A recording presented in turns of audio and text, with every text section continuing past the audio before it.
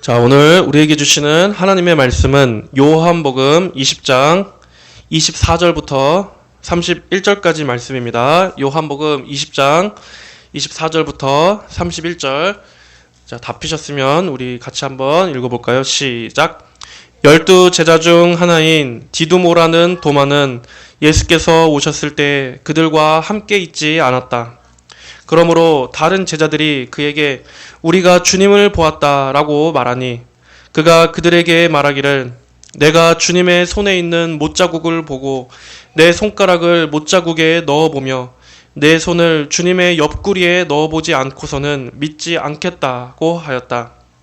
8일 후에 제자들이 다시 집안에 있었고 도마도 함께 있었으며 문들이 닫혔는데 예수께서 오셔서 가운데에 서시며 말씀하시기를 너희에게 평강이 있을지어다 라고 하셨다.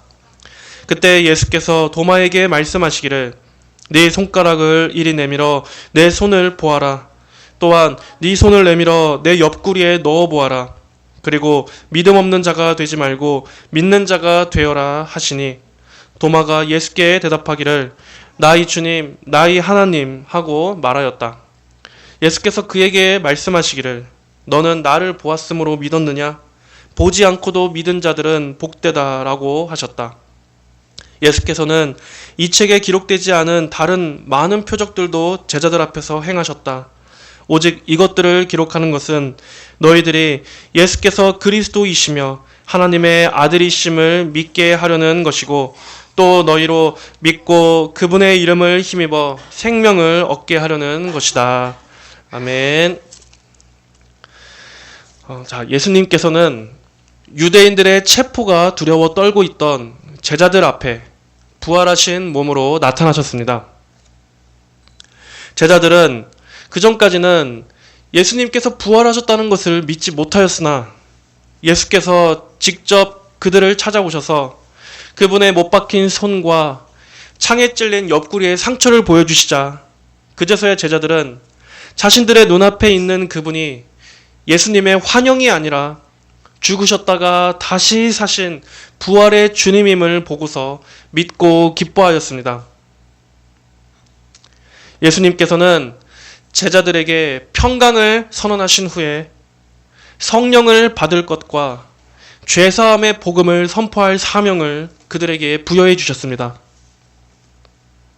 이어서 오늘 24절입니다. 12 제자 중 하나인 디두모라는 도마는 예수께서 오셨을 때 그들과 함께 있지 않았다.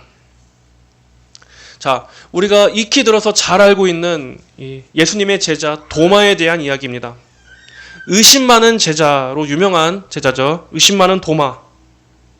예수님께서 제자들에게 처음 나타나셨던 그 일요일 저녁에 도마는 그 자리에 없었습니다. 왜 도마는 그 자리에 제자들과 함께 있지 않았을까? 여기에 대해서 성경은 침묵하고 있습니다. 다만 그는 어떠한 이유에서인지 제자들과 함께 있지 않았고 그래서 부활하신 주님을 직접 보는 그 자리에 있지 않았었습니다. 성경은 여러 제자들 중 이 도마 한 사람을 오늘 콕 집어서 집중 포커스를 맞추고 있습니다. 그만큼 이 도마의 모습을 통해 우리에게 말씀하시고자 하는 어떤 중요한 교훈이 있다는 것이겠죠. 자, 먼저 우리가 도마라는 이 인물을 좀 알아야겠습니다. 사실 도마는 베드로나 요한과 같은 이러한 제자들보다 성경에서 비중이 적게 나옵니다. 그래서 그가 어떠한 인물인지에 대해서 우리는 많은 정보를 제공받지 못합니다. 우선 디두모라는 도마, 이 디두모라는 이름의 뜻은 쌍둥이라는 뜻입니다. 쌍둥이. 도마에게 실제 쌍둥이가 있었을 수도 있고 아니면 이 쌍둥이라는 뜻이 이 도마라는 사람의 어떤 성격을 표현해주는 상징적인 이름이었지 않나 하는 이러한 여러 견해들이 있습니다.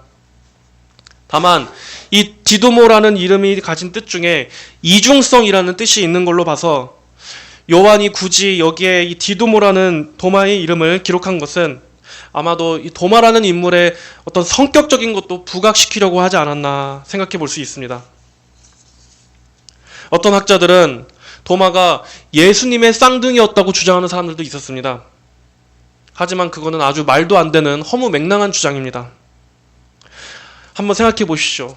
자, 예수님께서 성령으로 잉태돼서 동정녀 마리아에게 태어나셨는데 만약 도마가 예수님과 함께 쌍둥이로 태어났다라고 한다면 그건 어떤 말이 됩니까?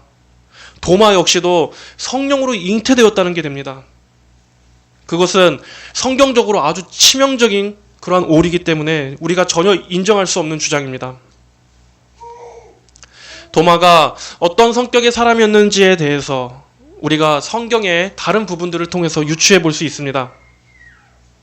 아마도 그는 좀 냉소적이고 비관적이었던 사람 같습니다. 요한복음 11장 16절에 보면 예수님께서 제자들에게 죽은 나사로를 깨우러 가자고 말씀하시는 부분이 나옵니다.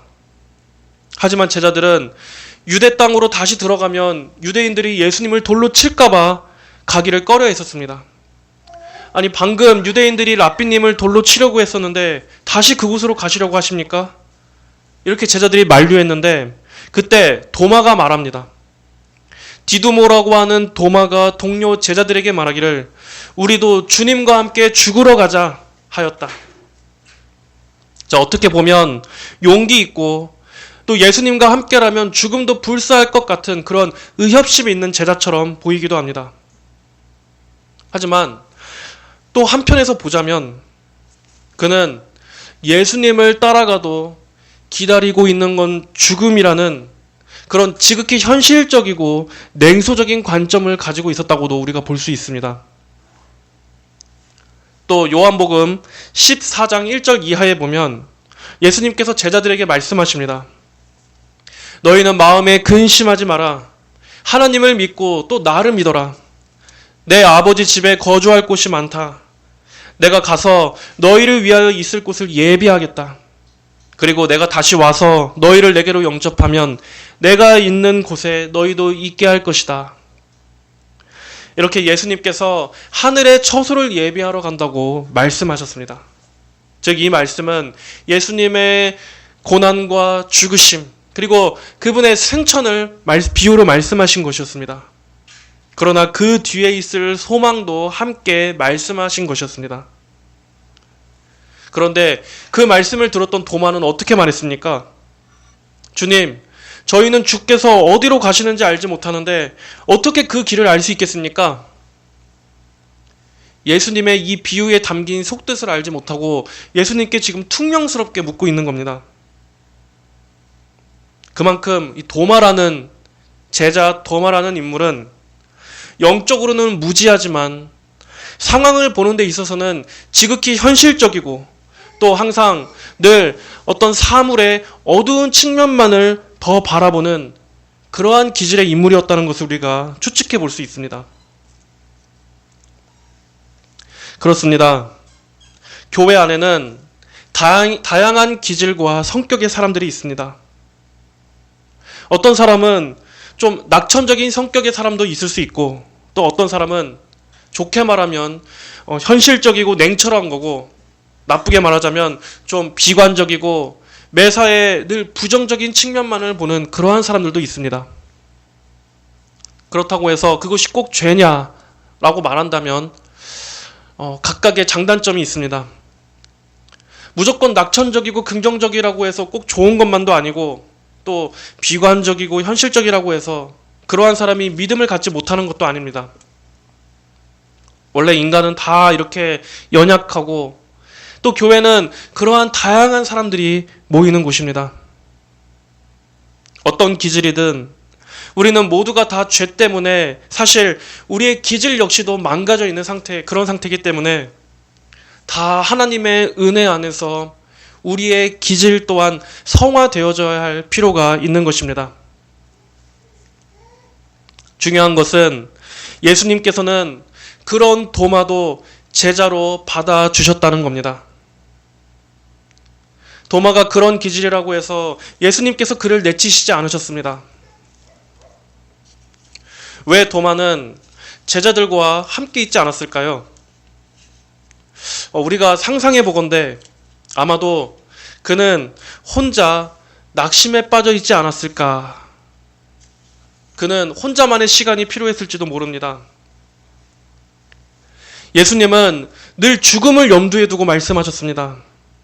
항상 고난, 그 십자가를 향해서 그분은 가시는 것만 같았습니다. 그러더니 정말 예수님께서는 십자가에 달려 돌아가시고 말았습니다. 그래서 도마는 아마 이렇게 생각했을 겁니다. 이제는 정말 다 끝났구나. 예수님이 늘 말씀하시는 대로 정말 주님께서는 돌아가시고 말았어. 이제 예수님과 함께 보냈던 시간들도 다 과거가 됐고 더 이상 기대할 일이 없구나. 이제는 현실적으로 어떻게 해야 되지? 아마 그는 홀로 떨어져서 그렇게 생각했을 겁니다. 그래서 그는 제자들이 부활하신 예수님을 목격했던 그 기쁨의 자리에 동료 제자들과 함께 있지 않았습니다. 혼자 깊은 번민 속에서 어두운 시간을 보내고 있었을 겁니다. 그래서 다른 제자들이 도마를 찾아와서 우리가 부활하신 주님을 봤어 라고 말했어도 그는 믿지 않았습니다. 그 말을 듣고서도 그 마음에 전혀 작은 기대감도 들지 않았습니다. 그는 잔뜩 시니컬한 마음으로 상황을 봤습니다. 그래서 도마는 말합니다. 내가 주님의 손에 있는 못자국을 보고 내 손가락을 못자국에 넣어보며 내 손을 주님의 옆구리에 직접 넣어보지 않고서는 믿지 않겠어. 도마의 지금 이 말은 아주 강한 부정입니다. 그러니까 나는 절대로 믿지 않겠어를 넘어서 아니 나는 믿기를 거절하겠어 하고 단호하게 말하고 있는 겁니다. 내가 직접 그 상처에 손가락을 넣어보지 않고서는 나는 믿지 않겠어. 그만큼 도마는 자기가 직접 그 증거를 봐야지만 믿는 그러한 성격의 소유자였던 겁니다. 사람들은 이렇게 말합니다. 특히 불신자들은 눈에 보이지 않는 하나님을 어떻게 믿을 수 있어? 아니 하나님이 세상을 창조하신 걸 네가 봤어?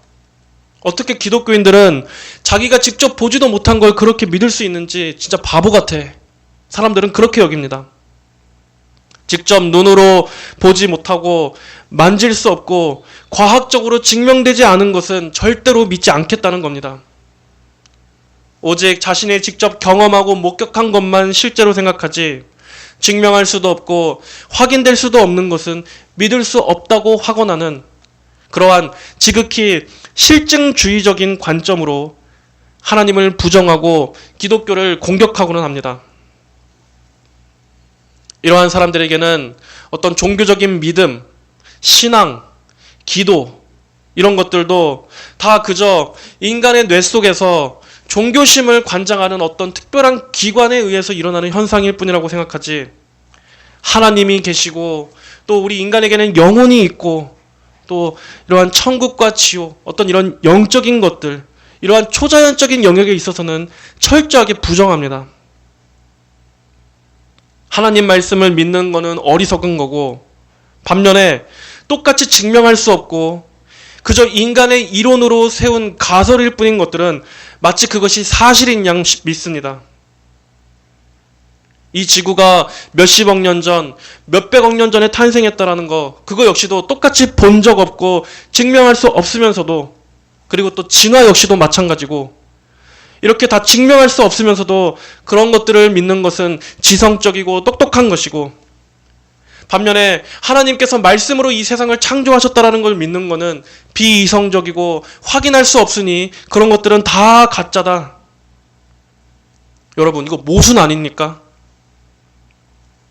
그런데도 이 세상은 과학적이라는 이름만 갖다 붙이면 추호의 의심도 없이 믿습니다. 하지만 이러한 원인은 증거의 부족 때문이 아니라 타락한 인간의 죄성에 있는 것입니다. 사람이 모든 건 다 믿어도 예수님에 대한 것만은 절대로 믿지 못하도록 죄와 마귀가 인간 안에 불신앙을 심어 놓은 것입니다. 마귀는 어느 쪽에도 상관없습니다. 오직 물질 외에 영적인 거는 철저하게 다 부정하는 유물론자든 아니면 완전히 반대로 귀신도 믿고 점도 믿고 사주팔자도 믿고 저주도 믿고 운명도 믿는 이러한 무속신봉자든, 마귀는 사람들이 모든 걸 다 믿든지 아니면 모든 걸 다 철저하게 부정하고 믿지 않든지 간에 오직 예수님만 믿지 못하게 하면 영혼들을 속여 지옥에 갈 수 있으니, 지옥으로 이끌 수 있으니까 사람들이 어느 쪽이 되든 다 내버려 둡니다. 이렇게 양극단에 가두리 쳐놓고 오직 예수님만 보지 못하게 인간을 어둠에 가둬놓는 것입니다. 여러분, 볼 수 없다고 해서 존재하지 않는 게 아닙니다. 우리가 죄를 눈에 볼 수 없다고 해서 죄가 존재하지 않는 겁니까? 오히려 인간에게 가장 강력한 힘을 미치고 있는 것이 바로 죄입니다. 사람들은 날마다 죄의 속박 아래 있으면서도 그 영적인 눈이 가려져 있기 때문에 죄를 인식하지 못하는 것뿐이지, 매 순간 죄의 강력한 세력 아래 사로잡혀 살아갑니다. 인간의 영혼도 마찬가지고 다 눈에 보이진 않지만 실제하는 것들입니다. 하나님도 살아계십니다. 오히려 하나님의 실제는 너무나 뚜렷합니다. 하나님께서는 그분의 영광스러우신 신성을 만물에 충만하게 드러내셨으며, 오늘도 우리 각 사람의 양심과 깊은 심령 안에 하나님의 존재를 드리우십니다. 그럼에도 인간이 하나님을 알지 못하는 것은 우리의 어두워진 눈과 귀 때문이고 죄로 죽은 영혼 때문이지 절대로 하나님이 존재하지 않아서가 아닙니다. 이렇게 가장 귀중한 것은 인간의 눈에 가려져 있습니다. 사람이 하나님의 형상으로 창조되어 하나님의 영광을 찬송하고 예배하며 살아가야 하는 존재인데, 죄와 마귀는 바로 그걸 못 보게 하는 겁니다. 하나님의 구원은 바로 그 눈먼 자를 다시 보게 하시는 것입니다. 인간이 원래 마땅히 살아가야 했던 그 본래 창조의 목적을 회복시키는 것입니다. 그래서 하나님과의 사랑의 교제를 누리고 하나님 안에 있는 그 하늘의 풍성한 복으로 살아가는, 이렇게 인간 원래의 존귀함을 회복시켜 주셔서 그로 인해 하나님의 영광이 만물 위에 드러나는 것, 하나님께서 주시고자 하시는 구원이 바로 이러한 것입니다.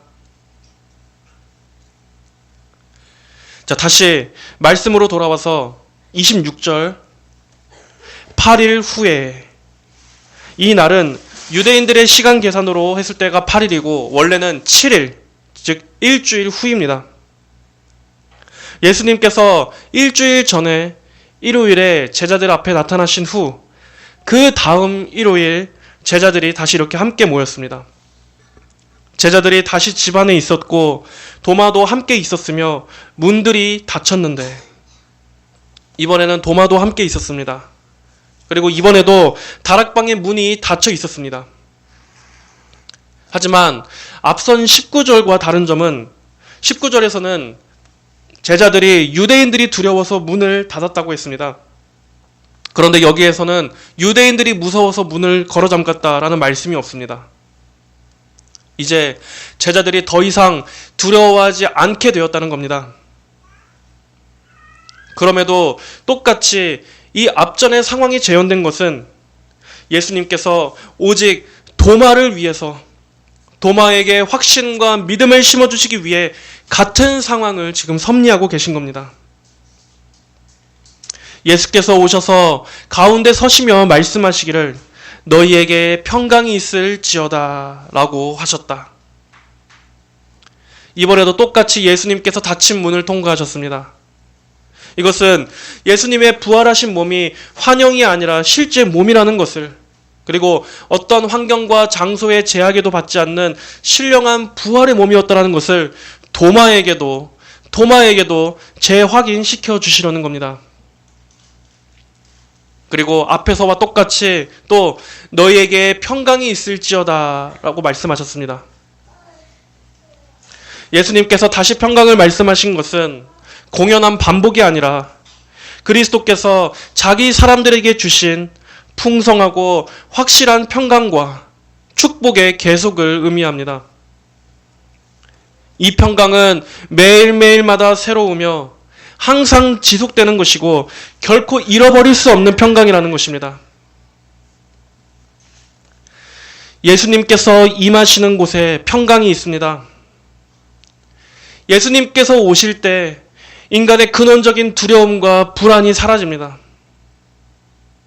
반대로 예수님이 부재하시는 곳에는 평강도 없습니다. 왜 우리가 종종 평강을 잃어버립니까? 예수님께서 우리를 떠나시기 때문입니까? 아니요. 우리의 시선이 예수님을 바라보지 않기 때문입니다. 우리의 마음이 주님에게서 자꾸 벗어나려고 하기 때문입니다. 예수님은 성도들을 결코 한순간도 떠나시는 적이 없습니다. 예수님은 항상 계시지만 그럼에도 우리가 평강을 잃어버리는 것은 우리가 주님을 항상 의식하고 바라보고 있지 않기 때문입니다. 정작 우리가 예수님께서 우리와 함께 계시다는 것을 잊기 때문에, 잊어버리기 때문에 평강을 누리지 못하는 것입니다. 그러나 주님께서 주시는 평강은 근본적으로 결코 중단되지 않는 평강입니다. 항상 우리가 마음으로 주님을 찾고 주님을 원할 때마다 누릴 수 있는 그러한 마르지 않는 평강입니다. 예수님을 여러분의 삶과 마음의 가장 깊은 중심에 모시십시오. 주님을 모시십시오. 주님의 그 임재가 여러분 위에 좌정하실 때 그때 모든 것이 잠잠케 될 것입니다. 예수님을 바라보지 않았을 때 밀려왔었던 모든 걱정, 근심, 두려움들도 예수님께서 오시면 평강의 왕이신 주님 앞에 모든 것들이 다 질서가 잡히게 될 것입니다. 예수님은 세상이 줄 수 없는 평안으로 여러분의 마음을 붙잡아 주실 것입니다. 자, 27절 보겠습니다. 그때 예수께서 도마에게 말씀하시기를 네 손가락을 이리 내밀어 내 손을 보아라. 또한 네 손을 내밀어 내 옆구리에 넣어 보아라. 그리고 믿음 없는 자가 되지 말고 믿는 자가 되어라. 예수님께서는 그 자리에 계시지 않으셨지만 도마가 동료들에게 했던 말들을 다 듣고 알고 계셨습니다. 예수님의 못자국을 보고 손가락을 직접 넣어보기 전까지는 절대로 믿지 않겠다고 단언했던 그 도마의 말을 예수님은 듣고 계셨던 겁니다. 이것은 예수님이 편재하시고 무소부재하신 하나님이시라는 것을 보여줍니다. 그래서 도마가 예수님이 없었을 때 그 낙심과 의심 가운데 했었던 그 말을 예수님은 똑같은 상황 가운데서 도마에게 지금 보여주시는 겁니다. 네가 했던 그 말을 내가 다 듣고 있다. 다 들었다. 예수님은 도마의 믿음 없는 불신앙의 말을 들으시고도 그를 책망하시지 않고 네 손가락을 이리 내밀어 내 손을 보아라. 네 손을 내밀어 내 옆구리에 넣어 보아라. 그리고 믿음 없는 자가 되지 말고 믿는 자가 되어라. 친히 그 손으로 예수님께서 찔리셨던 그 상처 안으로 깊숙이 넣어보라고 하신 것입니다. 그리고 믿는 자가 되어라. 믿음 없었던 한 영혼을 위해서 주님께서는 그가 믿도록, 믿음을 가지도록 그렇게 예수님 자신을 낮추시면서까지 믿음으로 이끄시는 것입니다. 이것이 우리 예수님의 마음입니다. 그리고 하나님 아버지의 마음이기도 합니다. 믿지 못해서 멸망하는 자가 되지 말고 믿어서 구원을 받고 영생 안으로 들어오라. 이 한 영혼을 불쌍히 여기시는 것입니다. 여러분, 이 믿음 없음과 믿는 것, 이것은 너무나 중대한 것입니다. 여기에는 결코 중간지대가 없습니다. 회색지대가 없습니다. 성경을 보면 이 경계선이 너무나 뚜렷하게 갈립니다. 어떤 사람은 지독한 죄인이요 불구자였지만 예수님을 믿어서 죄사함 받고 구원받은 사람들이 있습니다. 그런 반면 어떤 사람들은 겉으로는 누구보다 종교적인 사람이었지만 예수님에 대한 믿음이 없어 결국 영원한 멸망길로 가게 된 사람들도 있습니다. 남편이 6이나 있었던 사마리아 여인은 사회적으로는 다른 사람들의 비난과 괄시 속에 살던 여인이었지만 그녀는 예수님을 믿고 구원을 받았던 인물로 나옵니다. 하지만 유대인들은 예수님을 믿지 않았던 대표적인 불신자들로 나옵니다. 그 둘 다 예수님을 바로 곁에서 보고 예수님과 대화하며 예수님을 상대했었지만 한쪽은 믿어서 구원을 받았고 다른 한쪽은 믿지 않아 멸망했습니다. 이렇게 믿음과 믿지 않음 사이에는 분명한 경계선이 쳐 있습니다. 여러분, 반쯤 믿는 것은 믿는 게 아닙니다. 믿는 것과 믿지 않는 이 둘 사이에 애매하게 발을 걸쳐 놓는 것은 결코 믿음이 아닙니다. 믿으려면 아예 확실하게 믿고 주님께 자신을 온전히 의탁하고 신뢰하던가 아니면 아예 안 믿던가 해야지, 믿는다고 하면서 또 어떻게 보면 믿음이 없는 것 같고 그렇게 물에 물 탄 듯한 믿음은 그런 애매한 믿음이 되어서는 안 됩니다. 물론 믿음이 약한 것과 믿음이 아예 없는 것을 잘 구별해야 합니다. 예리하게 구별해야 합니다. 구원받았음에도 믿음이 아직 연약하고 확신이 약한 신앙이 분명히 있습니다. 확신 자체가 구원은 아니지만 그러한 분들은 하나님께 더욱더 분명한 믿음의 확신을 구하는 것이 더 좋습니다. 확신 없이 늘 불안하고 이렇게 기복 있는 그러한 신앙생활을 하는 것보다는 확신이 주어지는 게 훨씬 더 믿음을 담대하게 만들어줍니다. 믿음에 있어서 분명한 태도를 가지십시오. 그리고 확신 있는 믿음을 구하십시오. 그리고 믿기로 했으면 뒷걸음질 치지 말고 의심하지 말고 확실하게 믿는 자가 되어야 합니다. 믿음 안에 있어야 합니다. 또 예수님께서는 손을 내밀어 내 옆구리에 넣어보아라 하셨습니다. 즉 예수님의 십자가의 대속 안으로 더 깊숙이 들어오라 하는 것입니다. 십자가를 바라보고 십자가에서 이룬 예수 그리스도의 그 속죄, 그것을 깊이 묵상하고 거기에서 내가 너를 위해 한 일을 바라보라, 깨달아라, 믿으라. 믿음의 내용은 내 죄를 대신해 죽으시고 부활하신 예수님을 깊이 알고 믿는 것입니다. 이걸 믿고 신앙생활을 해야 합니다. 거기에 나의 구원의 근거가 있고 믿음의 근거가 있습니다. 예수님의 그 십자가 속죄의 보혈, 그 안으로 깊이 들어가야 합니다. 예수님이 이 죄인인 나를 대신해서 죽으시고 부활하셨다는 그 주님의 일을 통해서 하나님 아버지의 사랑을 알게 되는 것이고 내 죄를 회개하게 되는 것입니다. 그러므로 이 안으로 더 깊이 들어가십시오. 깊이 묵상하십시오. 예수님은 죄인들을 그리스도의 십자가 앞으로 이끄시고 십자가에서 흘리신 그 보혈로서 죄인들을 구원하십니다. 그리고 구원하실 자들을 오늘도 그 앞으로 십자가로 점점 더 가까이 이끄십니다. 예수님의 십자가를 알지 못하면 믿음이 생겨나지 않습니다. 바른 성경적 믿음은 바로 이 그리스도의 십자가에서 출발하는 것입니다. 그런데 이 십자가도 모르고 예수님의 속죄의 의미도 모르면서 예수님을 헛되게 알고 믿는 일들이 얼마나 많습니까?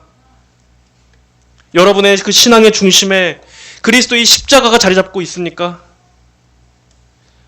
내 죄가 사해지고 내게 생명과 의가 주어진 곳이 바로 예수님께서 달리셨던 그 십자가, 주님의 대속적인 희생 때문이었다는 것을 믿습니까?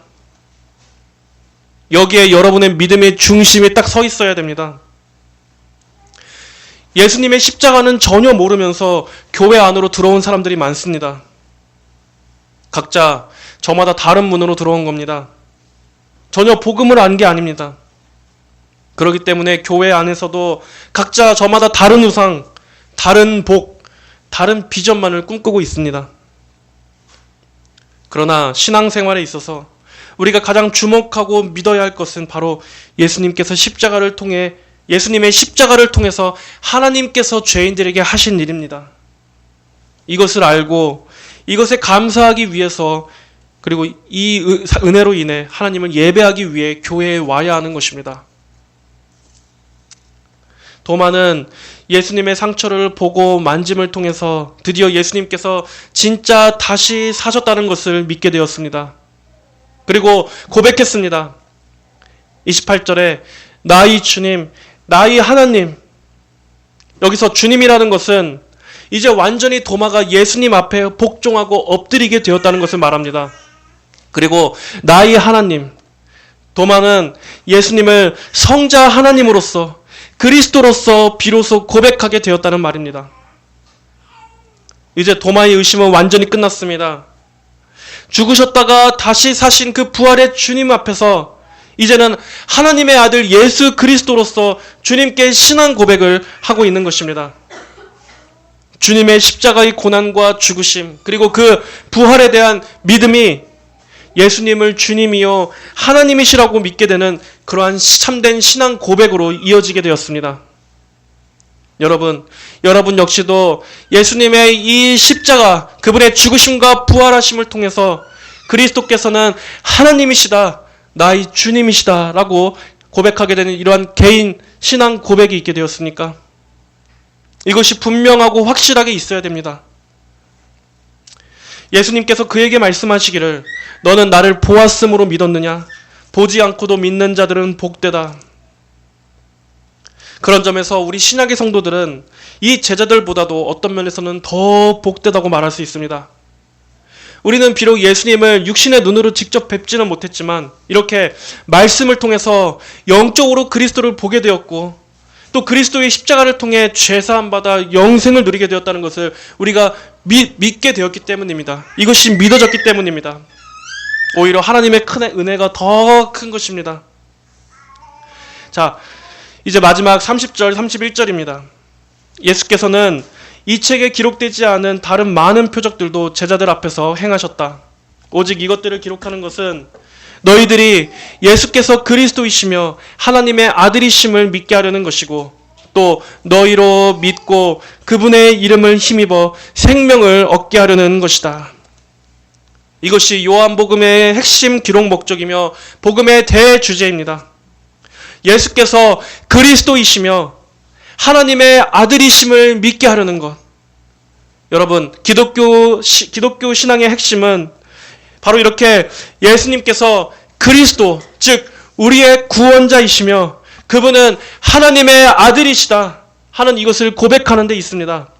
이것을 믿는 데 있습니다. 이 고백이 우리 각자의 고백이 되어야 합니다. 예수님은 하나님의 아들이십니다. 그분이 우리를 구원하십니다. 그리고 그분이 바로 나의 주님이요 나의 하나님이시다. 그리고 그분을 믿어 그 이름을 힘입는 자, 즉 예수님을 영접하고 예수님의 피의 공로를 의지하여 하나님 앞에 나아가는 자는 생명을 얻게 될 것이다. 바로 이것을 믿을 때 구원이 있습니다. 이 사실이 믿어진 그 사람이 중생하고 회심하고 거듭난 것입니다. 죄로 죽어있는 영혼에게 이 메시지가 선포돼서 그가 이 소식을 믿음으로 받아들이고 주님을 영접하게 될 때 그 영혼이 살아나게 됩니다. 그 영생을 얻게 되는 것입니다. 세상에서 가장 위대한 소식이자 어떠한 절망에 빠져있는 자라도 능히 구원할 수 있는 이 영광스럽고 기쁜 복음의 소식. 오늘도 하나님께서는 많은 이들이 이 복음을 듣고 죄와 사망에서 건짐받아 구원의 축복 안으로 들어오기를 원하십니다. 하나님과의 이 회복된 교제 안으로 들어오기를 원하십니다. 그리고 그것을 위해서 오늘 이 도마와 같이 불신앙과 의심에 빠져 있는 자들에게도 하나님께서는 그의 삶에 역사하셔서 그들을 믿음으로 이끌어내십니다. 이렇게 하나님께서는 잃어버린 영혼들을 구원하시기 위해 오늘도 일하고 계십니다. 오늘 말씀을 통해서 우리는 무엇을 알 수 있습니까?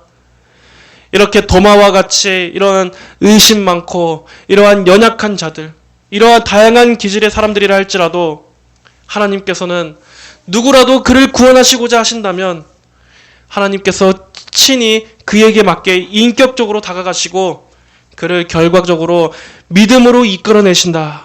하나님은 이렇게 자비로우신 분이시라는 것을 우리가 볼 수 있습니다.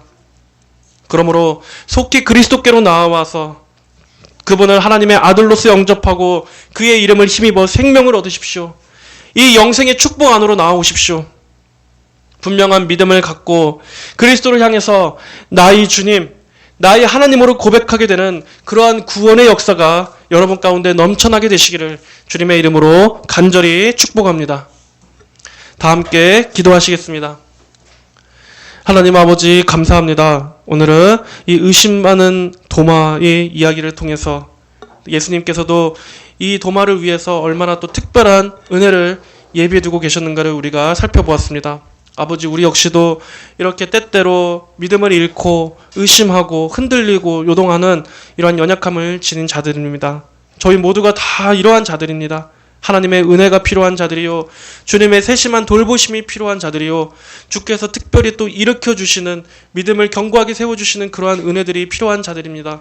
오늘 도마에게도 예수님께서 그를 또 이렇게 또 따로 뒤늦게라도 그를 위해서 구원해 주신 것을 우리가 보았으니 하나님께는 이러한 자비와 긍휼이 풍성하다라는 것을 믿고 우리가 주님을 더 사랑함으로 나아가 우리의 믿음이 더 견고해지고 성장되고 굳건하게 되는 그러한 변화들이 있게 하여 주시옵소서. 그리고 예수님께서 하나님의 아들이시며 그분께서 그리스도이시고 또 예수님의 이름을 힘입을 때 우리에게 생명이 풍성하게 주어진다라고 하는 이 복음을 주셔서 감사합니다. 이 큰 은혜를 주셔서 감사합니다. 우리에게 주어진 이 모든 것들이 너무나 큰 것임을 날마다 기억하면서 우리 삶의 많은 어려움들과 또 문제들을 능히 이 능력과 은혜로 이겨내는 그러한 저희 성도들이 되게 하여 주시옵소서. 감사드리며 살아계신 예수 그리스도의 이름으로 기도하였습니다. 아멘.